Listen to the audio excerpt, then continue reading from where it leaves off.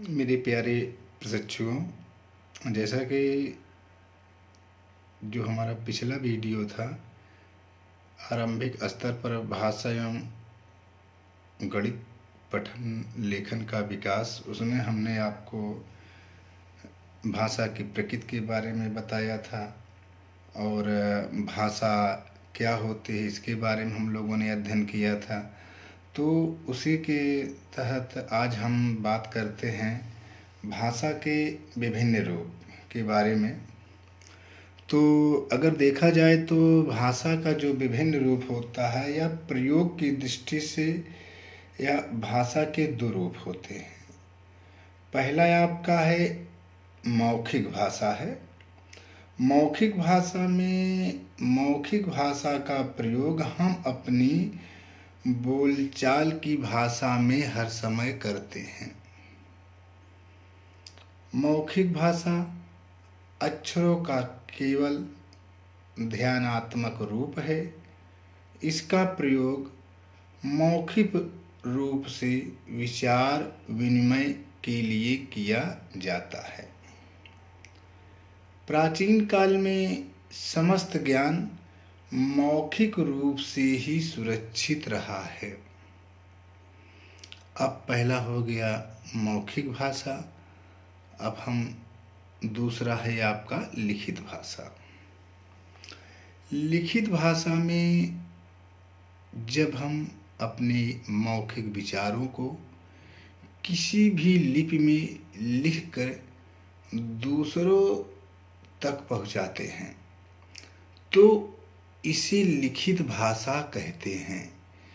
लिखित भाषा अधिक स्थायी माना जाता है।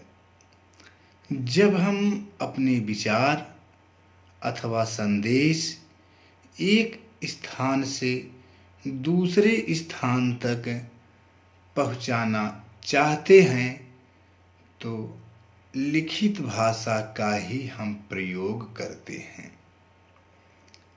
जैसे किसी जाति, समाज अथवा राष्ट्र के विचार, मूल्य, मान्यताएं, ज्ञान आदि लिखित भाषा में ही सुरक्षित रहते हैं। व्यवहारिक दृष्टि से भाषाओं को हम देखा जाए तो हम निम्न वर्गों में रख सकते हैं। पहला है आपका मूल भाषा। मूल भाषा को प्राचीन भाषा भी कह सकते हैं। मूल भाषाएं आधुनिक भाषाओं की जननी है। इन्हीं भाषा के माध्यम से तथा परिस्थितियों के कारण आज भाषाएं प्रकट हुई है। अतः यह कहा जा सकता है कि जो भाषा किसी भाषा परिवार आदि का जन्मदायी होती है उसे उस भाषा परिवार की मूल भाषा कहते हैं।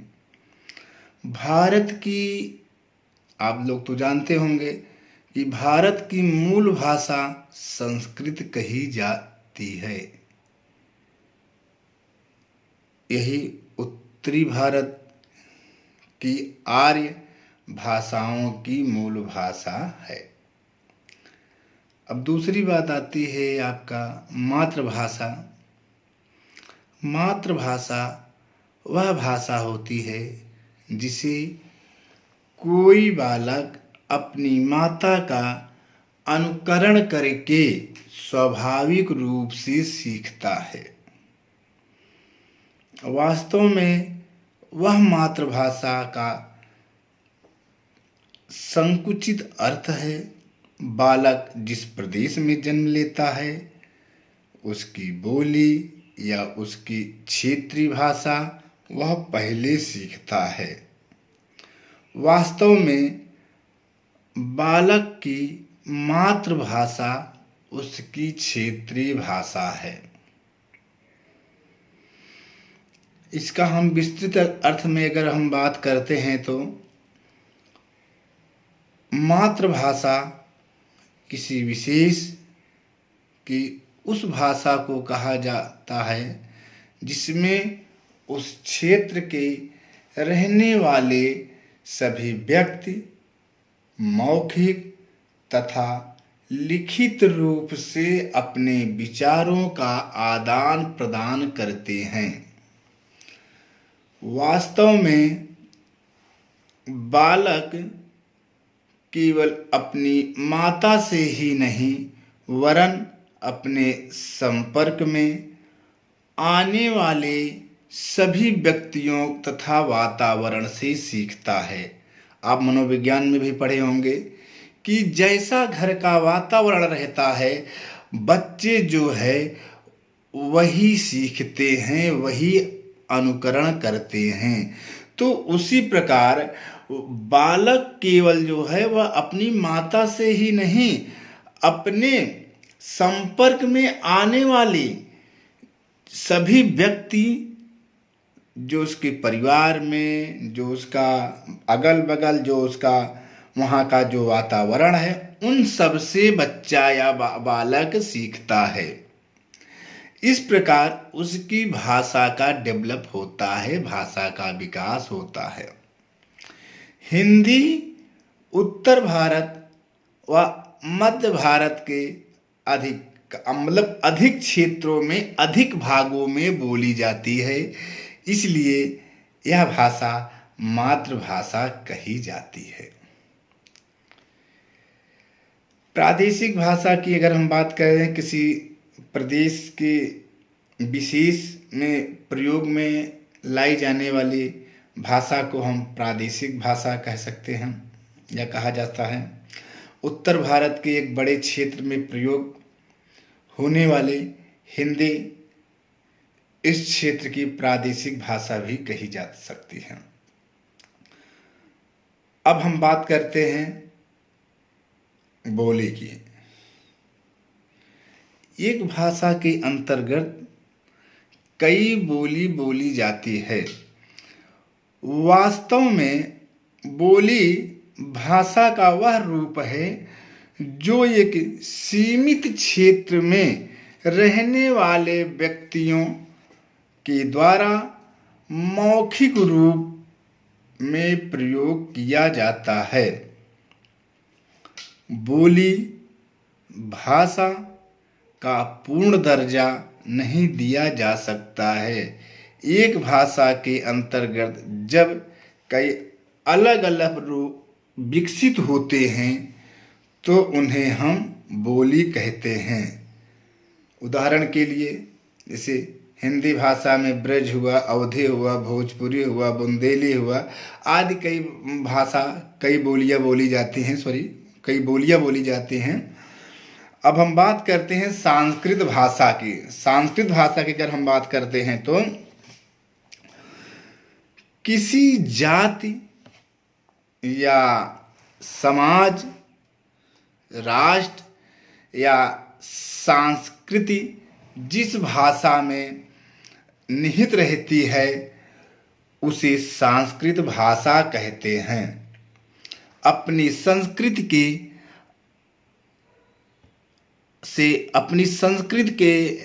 से अच्छे प्रकार की जो परिचित होने वाली संस्कृत भाषा का ज्ञान बहुत ही आवश्यक है। ज्ञान जो है क्या है, बहुत ही आवश्यक है। अब हम बात करते हैं राष्ट्रभाषा की। राष्ट्रभाषा जो है किसी राष्ट्र के निर्माण में विकास एवं भावात्मक एकता के लिए राष्ट्रभाषा का होना बहुत ही आवश्यक है। राष्ट्रभाषा प्रायः वह भाषा होती है जिसका प्रयोग उस राष्ट्र के अधिकतर व्यक्ति करते हैं। यह भाषा राजकीय कार्यों एवं सार्वजनिक कार्यों में प्रयुक्त की जाती है। भारतीय संविधान में हिंदी को राष्ट्रभाषा का दर्जा प्रदान किया गया है। भारत की अधिकांश जो पॉपुलेशन है वह हिंदी भाषा को समझती भी है और जानती भी है। अब हम बात करते हैं अंतर्राष्ट्रीय भाषा की। अंतर्राष्ट्रीय भाषा जब किसी राष्ट्र की भाषा या अन्य राष्ट्रों में भी लोकप्रिय तथा प्रचलित हो जाती है, उसका प्रयोग दूसरे राष्ट्र अपने विचार, अपने भाव के विनिमय में करने लगते हैं, तो उस भाषा को अंतर्राष्ट्रीय भाषा कहते हैं। आज संसार में अंग्रेजी एक ऐसी भाषा है जिसे अंतर्राष्ट्रीय भाषा होने का गौरव प्राप्त है। यदि हम संसार में अपना अस्तित्व चाहते हैं तथा संसार में नवीन ज्ञान तथा विज्ञान से परिचित होना चाहते हैं, तो हमें अंतर्राष्ट्रीय भाषा को भी महत्व देना चाहिए, अंतर्राष्ट्रीय भाषा को सीखना भी चाहिए। अब बात आती है भाषा की सामान्य विशेषताएं के बारे में। भाषा की सामान्य विशेषताओं की अगर हम बात करते हैं तो प्रमुखता देखा जाए तो भाषा की जो सामान्य विशेषताएं हैं या कई प्रकार हैं। भाषा का अर्जन अनुकरण द्वारा पहला है। मानव भाषा आनुवांशिक नहीं होती है, बल्कि अनुकरण प्रक्रिया द्वारा सीखी या व्यक्त की जाती है। संस्कृत के अन्य उत्पादनों के समान इसका भी अनुकरण किया जाता है। यदि किसी भारतीय बच्चे में या किसी भारतीय बच्चे को जन्म के कुछ दिन बाद पालन पोषण के लिए अगर उसको अन्य कंट्री में भेज दिया जाए, तो वह वहाँ का अनुकरण, वहाँ का वातावरण उसके अंदर डेवलप होने लगेगा और जो है वह अपनी भारतीय भाषा को नहीं बोल पाएगा, क्योंकि वह वहाँ के कल्चर से, वहाँ के वातावरण से वह सीखेगा और वहाँ की भाषा वह बोलने का प्रयास करेगा। और उसकी मातृभाषा जो जैसी कंट्री है वहाँ पर कौन सी भाषा बोली जाती है, वह उस कंट्री की वह भाषा सीख जाएगा। यदि भाषा आनुवांशिक रही होती तो वह बच्चा जो है भारत की ही भाषा बोलता, न कि अन्य कंट्री की भाषा बोलता जिस कंट्री में उसका लालन पालन हुआ है।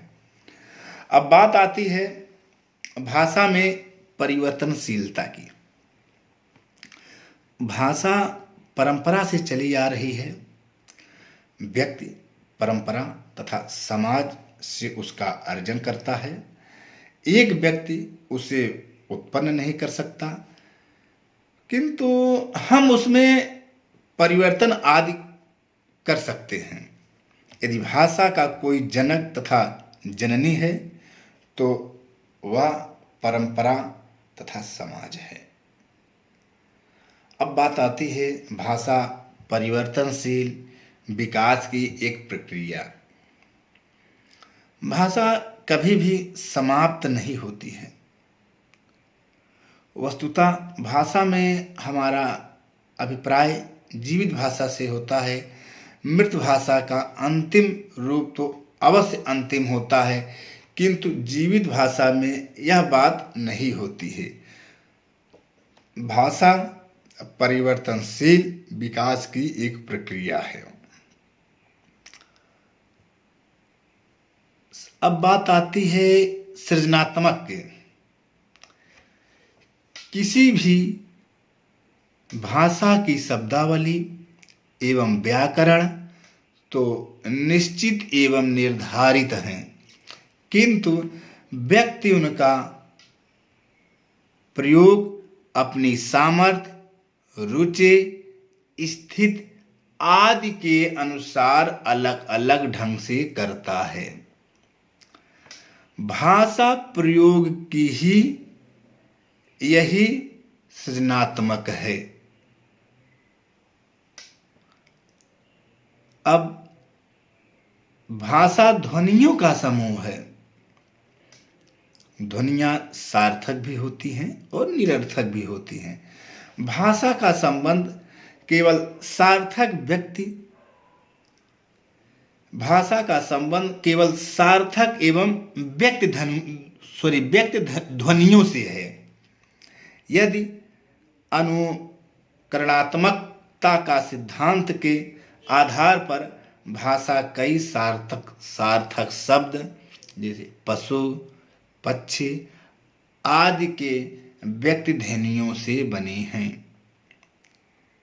जैसे आप लोग तो पशु पक्षी में चहचहाना हुआ, हाँ, उनकी जो बोली है, हाँ, तो वास्तव में ध्वनि पर आधारित गिने चुने शब्दों को छोड़कर या अन्य ध्वनि समूह या शब्द अर्थ के चित्र को मन तथा मस्तिष्क में संबंधित करते हैं। अब बात आती है भाषा कठिनता से सरलता की ओर अग्रसर कर होती है, मतलब कठिन से सरल की ओर हमें ले जाती है या अग्रसर करती है। तो मनुष्य जो है न्यूनतम श्रम में महानतम कार्य करना चाहता है। मनुष्य की यही प्रवृत्ति भाषा के लिए भी उत्तरदायी है। जैसे टेलीविजन को टीवी कहकर भी काम चला लेता है। वास्तविक शब्द कष्ट साध्य होने के कारण सिर्फ टीवी कहकर के वह काम चला लिया। और व्याकरण में भी यही नियम लागू होता है, जिसके अंतर्गत आरंभ में तो अनेक रूपों तथा अपवादों की अधिकता थी, परंतु धीरे धीरे आधुनिक भाषाओं तक आते आते नियम बनकर रूप कम हो गए इसके, तथा अपवादों की अधिकता भी कम हो गई। तो आज हम आपको जो हमारा भाषा की जो सामान्य विशेषताएं थी इसके बारे में, और अब हम अपना नेक्स्ट जो हमारा क्लास रहेगा उसमें हम आपको भाषा के महत्व के बारे में अध्ययन कराएंगे। थैंक यू, आप सबको धन्यवाद।